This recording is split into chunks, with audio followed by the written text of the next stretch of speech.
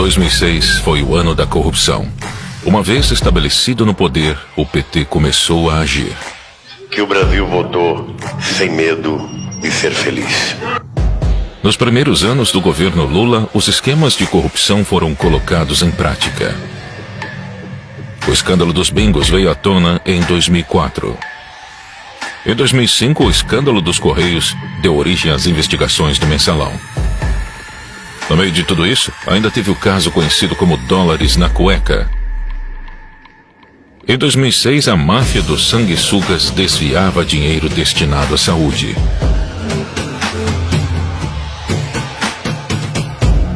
E durante o período eleitoral, o escândalo do dossiê que poderia colocar em risco a reeleição de Lula também estourou. O material que acabou apreendido seria negociado com o Partido dos Trabalhadores. As campanhas eleitorais foram deixadas de lado. Nada poderia vazar. A prioridade era atravessar o período eleitoral intacto e não deixar nenhuma ponta solta.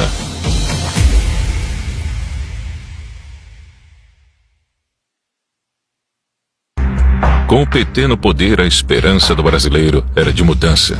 E a mudança aconteceu, mas só para os seus aliados políticos. Antes de Lula ser eleito, aconteceu a crise dos bingos. Valdomiro Diniz, na época presidente da Loteria do Estado do Rio de Janeiro, foi pego extorquindo empresários para enriquecer o PT. Um dos extorquidos, o bicheiro Carlinhos Cachoeira, cravou Valdomiro pedindo propina e garantindo em troca o monopólio de loterias virtuais. A promessa não foi cumprida e Cachoeira divulgou o vídeo em 2004. A fita de vídeo a que se referia o subprocurador foi gravada por Cachoeira em 2002. A crise desestabilizou pela primeira vez o governo Lula. A confissão de Valdomiro Diniz de que, de fato, tinha pedido dinheiro a Carlos Cachoeira para campanhas eleitorais e propina para um amigo. Quando o caso estourou, Valdomiro Diniz era assessor da Casa Civil, governada por José Dirceu, líder do PT. Diniz foi exonerado do cargo no mesmo dia. Para atenuar a crise, Lula passou uma medida provisória que proibiu o funcionamento de casas de jogos de azar. A segunda crise aconteceu em 2005. O governo federal determinou a abertura de inquérito para apurar denúncia de corrupção nos Correios. Um diretor da empresa, flagrado cobrando propina de empresários, foi afastado. A gravação mostrava Maurício Marinho, diretor dos Correios, recebendo propina de empresários em troca de favorecimento em licitações. Com uma câmera escondida, os empresários gravaram todo o encontro mês passado na sede dos Correios. Na gravação, ele explicou o esquema de corrupção e afirmou que tinha autorização do então presidente do PTB, Roberto Jefferson, para realizar a fraude. Através da assessoria, Roberto Jefferson informou que o partido repudia a acusação de que o PTB tenha esquema de arrecadação no serviço público.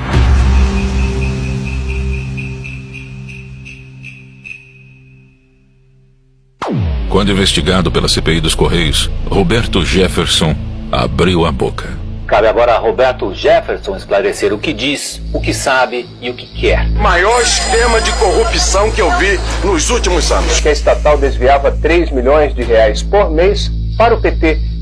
O mensalão foi exposto. Jefferson afirmou que as estatais foram a fonte de dinheiro do mensalão. Licitações, cargos e indicações impulsionaram o esquema de corrupção. Quais são as joias da coroa, digamos assim, da administração federal? Petrobras, Furnas, Eletrobras, os fundos de pensão. Roberto Jefferson apareceu para depor. Chegou mostrando um hematoma no rosto, consequência de um acidente doméstico. Desconfie de quem não ouviu falar no mensalão. Ou se omite por medo de enfrentar o que eu estou enfrentando aqui, ou recebe. Roberto Jefferson lançou acusações graves contra o governo. Afirmou que o PT pagava mesada para deputados de partidos aliados votarem a favor de projetos do governo. Ele fez de tudo para as investigações não chegarem ao nome de Lula. Ô Zé Dirceu, se você não sair daí rápido, você vai fazer réu um homem inocente que é o presidente Lula. Rápido, sai daí rápido, Zé. Pra você não fazer mal a um homem bom correto, que eu tenho orgulho de ter apertado a mão. José Dirceu foi a testa de ferro do caso. Coloca o então ministro-chefe da Casa Civil em posição central, posição de organização e liderança da prática criminosa. Ele era a principal liderança do governo petista e aceitou ser responsabilizado por toda a articulação do esquema para salvar o presidente. O esquema envolvia também o tesoureiro do PT, Delúbio Soares, e o publicitário do governo, Marcos Valério. E assim surgiu a figura de Marcos Valério, e que seria o responsável pelo dinheiro do mensalão. O encontro de José Dirceu com o presidente do BMG, acompanhado de Valério e Delúbio Soares, ocorreu no dia 20 de fevereiro de 2003. Lula brincou de ator e fingiu surpresa com o caso. Estou convencido que esse negócio de mensalão me cheira um pouco a folclore dentro do Congresso Nacional. Pode ter outro tipo de coisa que os deputados podem saber, mas eu não acredito que tenha mensalão. José Dirceu, da Casa Civil, foi o primeiro a deixar o ministério. Não me considero fora do governo, me considero parte integrante do governo. José Dirceu saiu da Casa Civil e Lula colocou uma antiga revolucionária do Partido dos Trabalhadores no cargo, Dilma Rousseff. É um compromisso comigo mesmo, de agradecer a todos aqueles que rezaram por mim, que fizeram orações por mim. Em meio ao mensalão, Adalberto Vieira, assessor do deputado José Guimarães do PT, foi detido pela Polícia Federal no aeroporto de Congonhas. Ele tinha R$200 mil em uma maleta e mais $100 mil na cueca. Os valores não declarados seriam usados para os pagamentos do mensalão. Um dirigente do PT foi preso em São Paulo ao tentar embarcar num voo para Fortaleza com R$200 mil e $100 mil. José Adalberto disse que a quantia era dele, mas não quis dar explicações sobre a origem. Brasília estava pegando fogo e a situação iria piorar.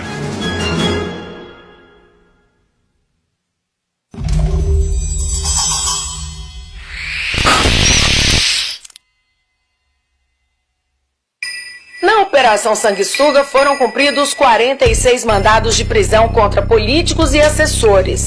A acusação era desvio de verbas do orçamento da União por meio da compra superfaturada de ambulâncias por prefeituras. Em maio de 2006, a Polícia Federal iniciou a Operação Sanguessuga. Deputados federais de vários partidos foram denunciados por ganhar dinheiro com superfaturamento de ambulâncias.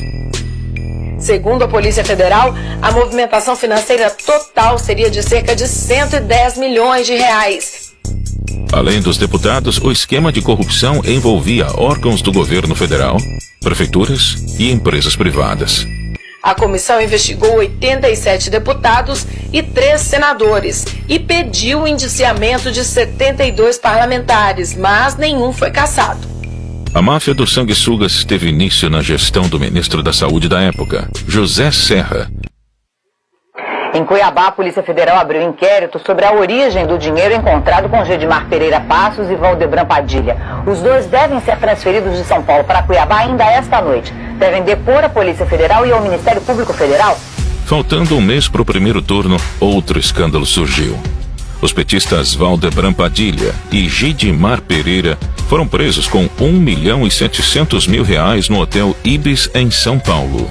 Valdebran Padilha se hospedou neste hotel na quarta-feira da semana passada. Ele revelou à Polícia Federal que naquele mesmo dia recebeu de Gedimar Passos o total de R$1 milhão. O restante do dinheiro só seria entregue depois que o dossiê chegasse a São Paulo. O pagamento estava combinado para sexta-feira até a hora do almoço e o negócio seria fechado no quarto do hotel. A dupla ia usar o dinheiro para comprar um dossiê que comprovaria o envolvimento de Serra e Alckmin com a máfia dos sanguessugas. As imagens mostram o então ministro da Saúde, José Serra, numa solenidade pública de entregas de ambulância. O material que acabou apreendido seria negociado com o Partido dos Trabalhadores. Quer dizer, de onde veio esse dinheiro? Quem são as pessoas? Qual era o propósito? Porque isso está contra as regras da normalidade do jogo democrático. O dossiê seria entregue em São Paulo para Valdebran Padilha, filiado ao PT, e arrecadador de campanha em Mato Grosso. A missão de Valdebran era se certificar da existência do dinheiro que pagaria as informações de Vedoim. Em declaração à Polícia Federal, Gedimar afirmou que tinha sido contratado pelo assessor pessoal de Lula, Freud Godoy. Na Secretaria Particular da Presidência da República, em Brasília, trabalham Freud Godoy, que, como disse Gedimar no depoimento, tem uma empresa de segurança. Freud é filiado ao PT desde 89, trabalhou em todas as campanhas do presidente Lula e hoje é assessor especial da Presidência da República, lotado na Secretaria Particular da Presidência. Ele tem uma sala no Palácio do Planalto, no mesmo andar do gabinete de Lula. Lula não participava dos debates, não dava entrevistas e não dava explicações sobre o dossiê fora do horário eleitoral gratuito. Cristóvão Buarque perguntou a Lula, ainda que ele não estivesse no debate, como ficaria a situação do presidente caso algo fosse descoberto sobre a participação dele no dossiê. O presidente Lula preferiu trocar o debate que você acabou de ver aí por um último comício. Foi em São Bernardo do Campo, no ABC Paulista, onde ele começou na vida política.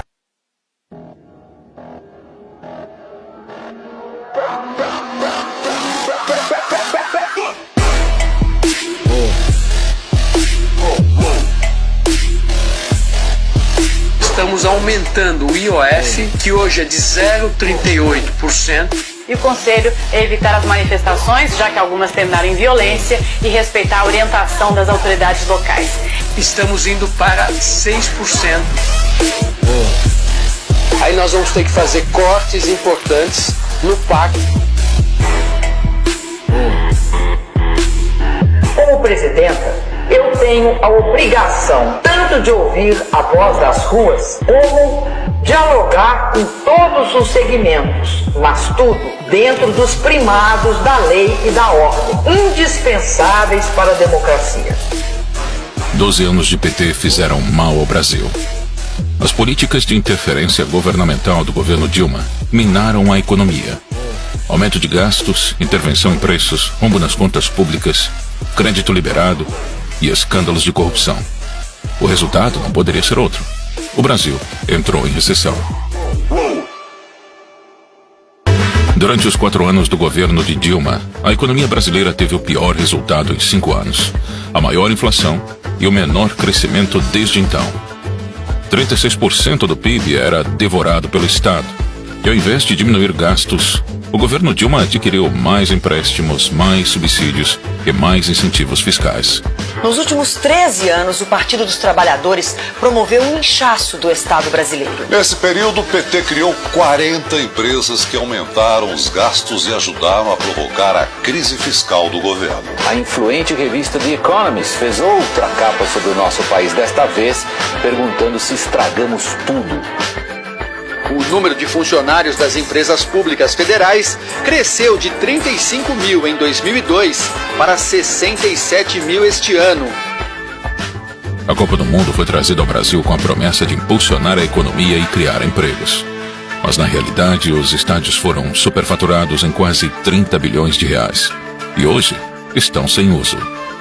Há menos de 3 meses da Copa do Mundo, o Tribunal de Contas da União apontou indícios de superfaturamento de 431 milhões de reais. Estão a compra indevida de materiais e o valor cobrado para o transporte de pré-moldados no canteiro de obras. O Tribunal de Contas do Distrito Federal está investigando irregularidades na compra de ônibus para turistas da Copa do Mundo. Olha, o Tribunal de Contas do Estado apontou um superfaturamento e falhas nas obras do Maracanã para a Copa do Mundo daqui a menos de 2 meses. Os hospitais absolutamente depredados, sucatados, os médicos mal pagos, o corpo clínico deixa a desejar, falta medicação para os pobres, nem fora das escolas, nem fora da segurança. Mas o Mané Garrincha já está em 1 bilhão e 500, ninguém diz nada. Mas o Brasil está botando dinheiro do meu bolso, do seu bolso, e depois não tem para o velho carente que precisa de uma cirurgia, para a criança, para os pobres do Brasil. Protesto generalizado, olha aí, olha a correria, olha a correria. A popularidade da então presidente Dilma Rousseff era assustadoramente baixa. Seu desgoverno enfureceu a população. Em 2013, o aumento de 20 centavos nas passagens de ônibus motivou o início de uma série de manifestações.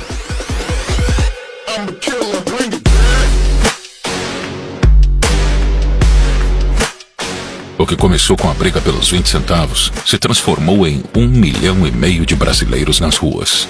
Você vai vendo as esquinas das avenidas Presidente Vargas e Avenida Rio Branco. Está tudo paralisado no centro do Rio de Janeiro. A revolta não tinha um objetivo claro e diversos grupos aproveitaram o momento para legitimar suas ideias. Olha, desde o começo das manifestações, nenhuma das organizações aqui que estavam organizando tirou qualquer deliberação de restrição de partidos políticos, de bandeiras, de coisas desse tipo. E o partido tem que mais sair dos gabinetes e ir pra rua, ir pros movimentos. A consequência foi um caos nacional. O governo precisava tomar controle da situação. PSOL, PSTU e sindicatos financiados pelo PT bancaram black blocs para esvaziar os protestos. Os vândalos saqueavam, causavam incêndios e depredavam estabelecimentos. A ajuda financeira dessas organizações sindicais foi relatada por investigados e testemunhas na Operação Firewall, da Delegacia de Repressão aos Crimes de Informática.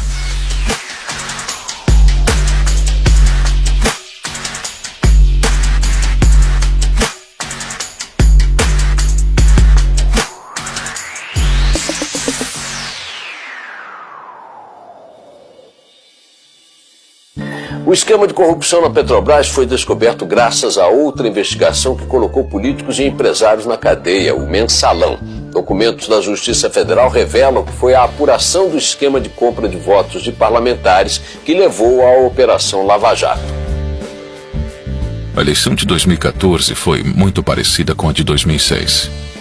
A corrupção pautou as discussões daquele ano. Enquanto o Mensalão era descoberto, outro esquema de corrupção estava sendo montado: o Petrolão. Ele era 33 vezes maior que o Mensalão. Envolvia propinas das empreiteiras, lavagem de dinheiro, evasão de divisas e superfaturamento de obras. Tudo isso para abastecer os caixas do PT, PP e PMDB, funcionários das estatais e políticos. As diretorias eram nomeadas por partidos políticos e seus diretores aprovavam contratos com empreiteiras. Não demorou muito para que as grandes construtoras do país, que têm negócios com a Petrobras, acabassem no centro das investigações. Segundo o ex-diretor de abastecimento da Petrobras, o esquema funcionava da seguinte maneira: de um lado, as empresas se organizavam em clubes para aumentar os valores de seus serviços para obras. Do outro lado, Lula e Dilma, presidente e ministra-chefe da Casa Civil na época, indicavam os diretores da estatal e eles cobravam propinas das empreiteiras para fechar contratos com preço acima do mercado. Em média, cada contrato era superfaturado em 3%. Se o valor da obra fosse 1 bilhão, era pago 1 bilhão e 30 milhões para as empreiteiras.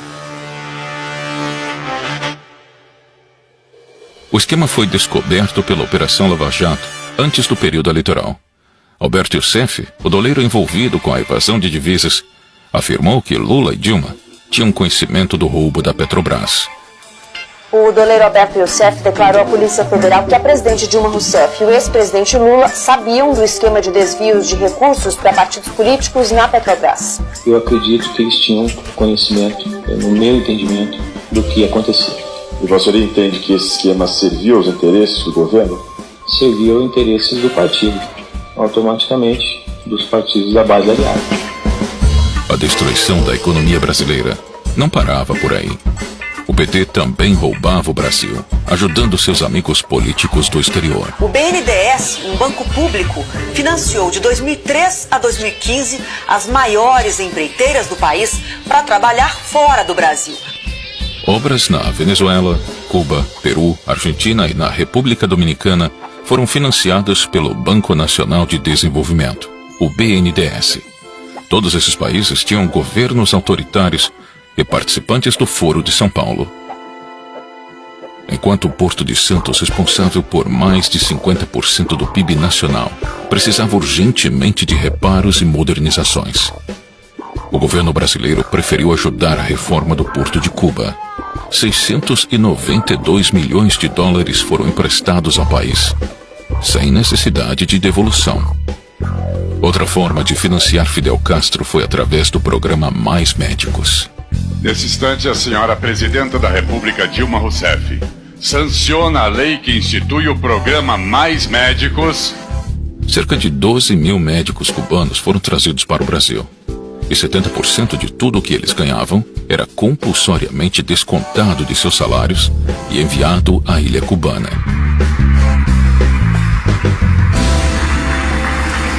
E assim começaria a disputa presidencial de 2014.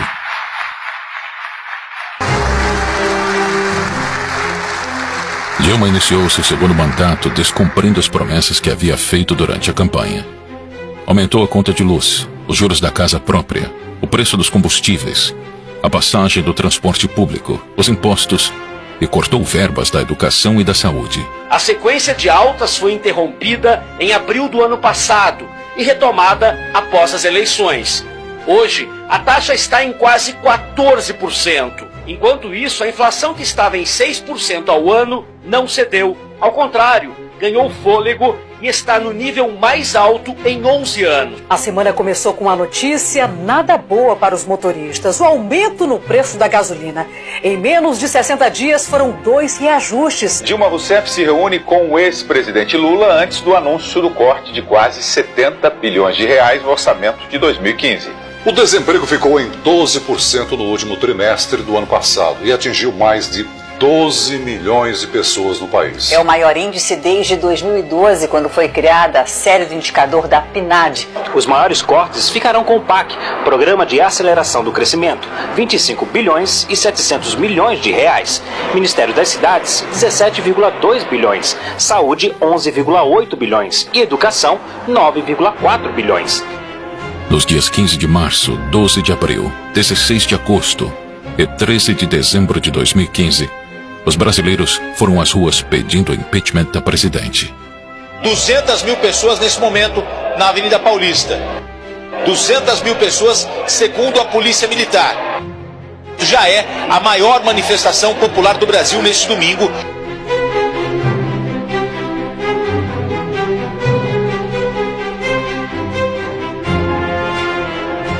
No mesmo ano, o TCU deu prazo para a presidente explicar uma série de irregularidades nas contas públicas de 2014, as chamadas pedaladas fiscais. O Tribunal de Contas da União rejeitou as contas do ano passado do governo da presidente Dilma Rousseff. A prática obrigou instituições financeiras como a Caixa Econômica Federal e o Banco do Brasil a usarem recursos próprios para honrar os compromissos, o que caracterizou uma espécie de empréstimo ao governo. Recomendando-se a sua rejeição pelo Congresso Nacional. Ficou comprovado que o governo Dilma realizou manobras contábeis fraudadas para maquiar o orçamento federal. No dia 31 de agosto de 2016, o processo de impeachment se encerrou com o afastamento de Dilma do cargo. Falta, portanto, um voto apenas para que o processo de impeachment prossiga para o Senado. Por isso eu digo ao Brasil, sim para o futuro! Já está. Neste momento, às 11 horas e 7 minutos em Brasília, nesta noite de domingo, 17 de abril de 2016, a Câmara dos Deputados acaba de autorizar o prosseguimento do processo de impeachment da presidente Dilma Rousseff. E nesta quinta-feira, 12 de maio, às 6 horas e 33 minutos, o Senado aprovou, por 55 votos a favor e 22 contra, o afastamento da presidente Dilma Rousseff. Senado caça o mandato de Dilma Rousseff, mas preserva direitos políticos. 2 anos depois, Aécio Neves também virou réu na Operação Lava Jato. As empreiteiras investigadas admitiram a doação de quase 100 milhões de reais para ele e para Dilma. Por unanimidade, os ministros da primeira turma do Supremo Tribunal Federal tornaram réu o senador Aécio Neves, do PSDB. Ele agora será investigado numa ação penal por corrupção passiva e tentativa de atrapalhar as investigações da Lava Jato. A eleição de 2014 foi só mais um teatro. Os dois candidatos respondiam aos mesmos interesses. Independente de quem vencesse, o destino do Brasil seria o mesmo: Estado inflado, políticas populistas e demagógicas, corrupção e um país sendo governado para poucos.